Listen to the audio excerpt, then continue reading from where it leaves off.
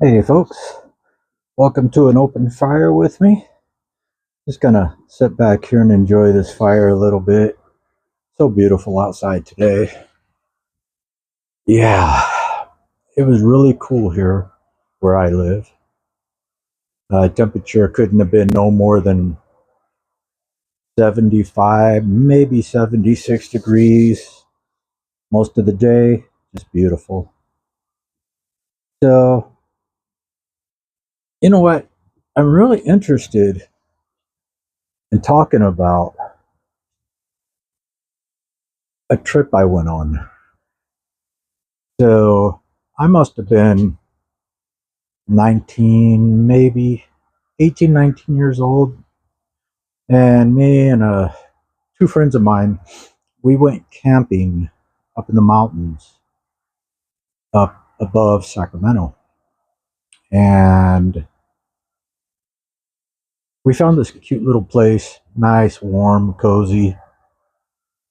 And I say warm because it was during the summer. It was really warm.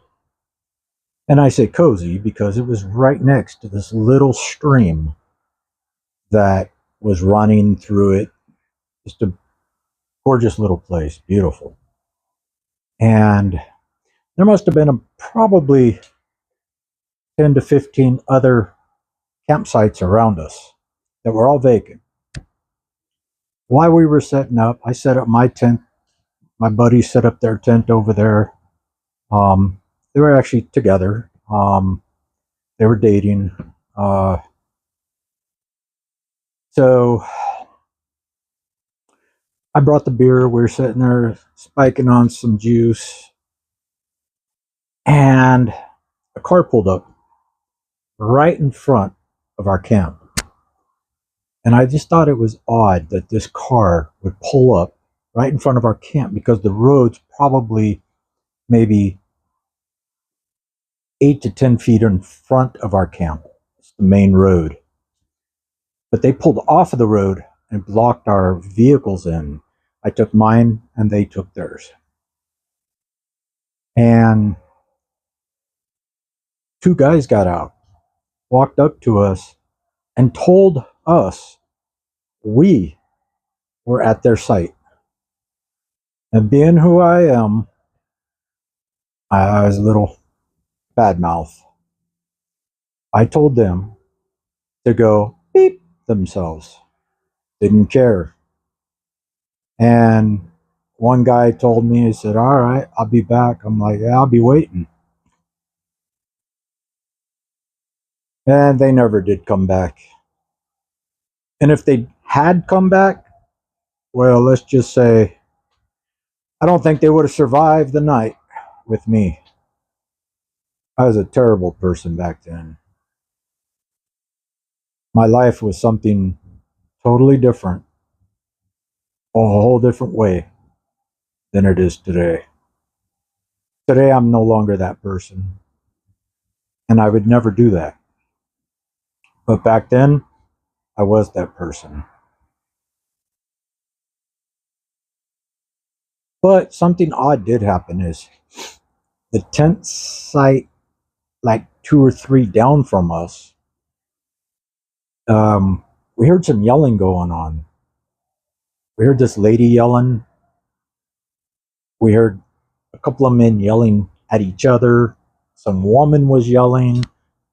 And me and my buddies, we were like, what is that? And what are they doing? Why are they so loud? We couldn't figure out why they were so loud.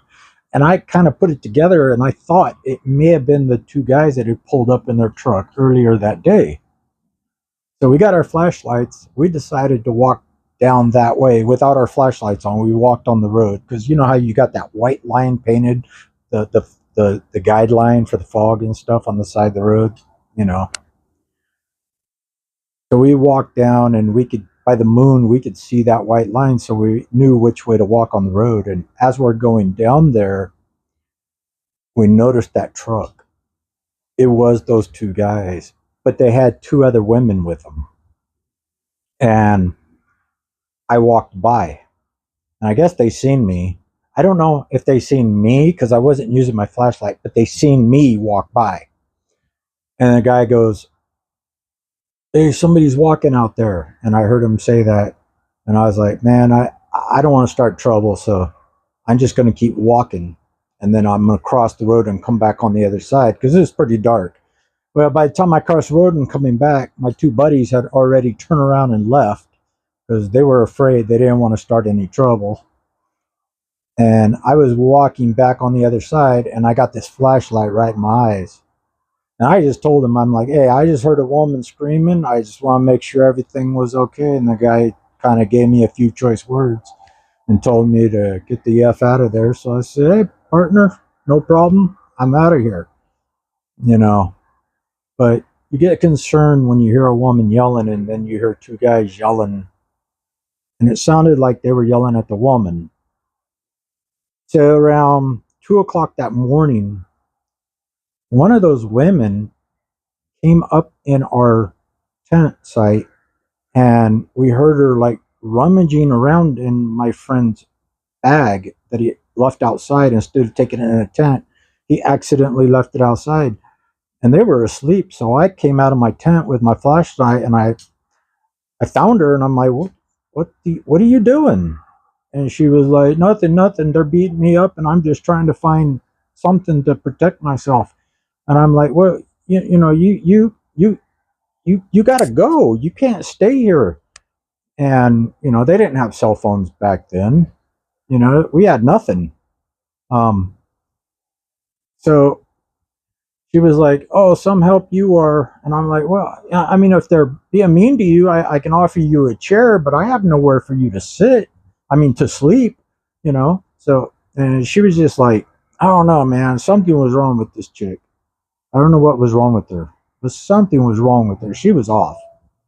So I helped her. I walked her back down to her place, and it was quiet. I heard two dudes snoring, and I'm thinking, what is this girl on? This is odd.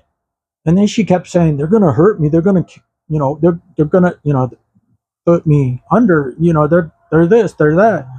And about that time, I realized probably what was going on is some, little handy dandy helpers, that people take. And I figured she might have been up in the clouds really high. And so I yelled at one of the guys' tents and he was just snoring. So I start shaking the tent and dude got up and came out.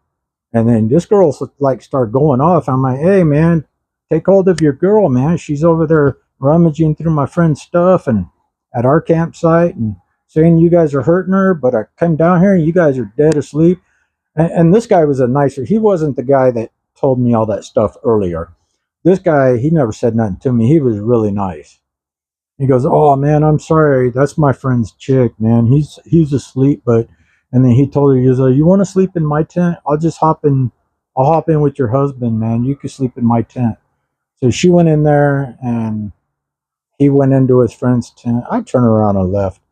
But those are things in the woods that sometimes you got to deal with. I mean, they're open to the public and, anything could happen. People can be all sorts of ways. And, you got to be ready to handle yourself in any situation. Like I said, the dude threatened me earlier and I just felt that I had to take care of it. Now, I don't let a lot of people know anything about me, but trust me, I can handle my own.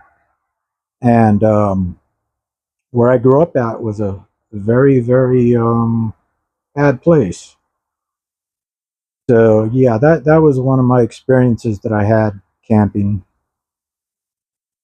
But I just love an open fire. So beautiful out here, peaceful. I live right next to a freeway. I've been thinking about making videos right here in my backyard, facing the highway. It's way big. It's probably about a half a mile behind me, but you can see them. Probably really small, but I think you could see it, with my campfire here. I mean, okay, I'm cheating. It's not a real campfire. It's my tube propane fed fire, but it's still nice. It's still a fire. A flame is a flame, no matter how you look at it. But yeah, man, you know what sound good right now? Some coffee. Coffee would sound so good right now. But I just look being out here. Earlier, before I started the video, I heard some jets flying over. I wish I would have been able to have night vision so I can get those jets, but yeah, I don't have night vision. I record. I don't have a camera. I don't have a computer. My wife has a computer. All my kids have computers, but I don't. I'm not a computer savvy person, and I don't know. Maybe I just don't want one. I like doing everything from my phone. I record on my phone. I edit on my phone. I do all that from my phone. I don't need to have a fancy computer. As long as my battery holds up, I just put one of those little SIM cards in there so I can record longer. And that helps me out a lot. That's what I do. But man, I wish I could go to McDonald's and get a hot steaming coffee right now. And AM PM Mini Market, they have good coffees too. If you get them when they're fresh. You go in there this time of night, I don't think they're fresh. They've been sitting there and they don't taste good. Trust me. 7-Eleven, they got some decent coffee, man. But the price is just getting too much. I'm a cheapskate. I'm not going to pay for that. I'm really cheap. But yeah. Well, I guess that's it. I guess I better go inside. I hope you guys enjoyed this video. And since it's cool outside, I'm going to be coming out doing more videos like this. So if you guys want to join me and just reminiscing about my past or things in the future or things that I see in front of me or on TV or at a store or whatever, yeah, I love to talk about it. So if you want to join me and just, I'm an old man, I'm boring to listen to, but for those of you that like boring old men, hey, welcome to my channel. And I do have a watcher out there that seems to watch pretty much. I'm not sure if they watch all my videos. It's hard to tell because they don't let you know who watch your videos. But to that one watcher, thank you very much. I appreciate it so much. I'm not in this to make money off of YouTube or any other platform I post on. So I don't care if I go viral or not. I prefer not to. That's nice. Because I'm not a movie maker and I'm not going to be making stuff like that. I'm just a talker and I love to talk. I could hear the jets. I don't know if you guys can hear those jets. So I'll bring you in on the little why those jets are there, because I live right next to the Air Force Base. As a matter of fact, I live in an Air Force city.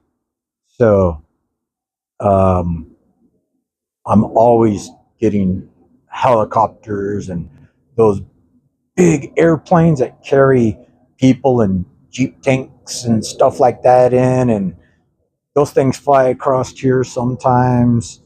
All types of military planes, and I'm surrounded by fields, so I get a lot of crop dusters that fly over. And my biggest fear of planes flying over is one's going to hit my house. That's my biggest fear. I actually seen that happen several times. One time I stayed the night at my grandmother's house when I was a kid. I was about maybe 9 or 10 years old, 8 years old maybe. And my mom picked me up, and then we drove down to the corner, and there was an airplane that had landed and crashed in these people's house. Luckily, it was after 8 o'clock in the morning, so nobody was home. So nobody got hurt, but they crashed right through the roof of the house. It was a single engine Cessna plane. The guy lost control of it. He was okay. He was on the ground, and he had to crawl out of his plane and jump off the roof to get out, to get away from it. It didn't catch on fire, but I seen it happen, so I know it could happen. But anyway, I'm gonna get off of here, go back inside. Kind of late. Jump in the shower and hit the hay. All right, talk to you guys later. Peace out.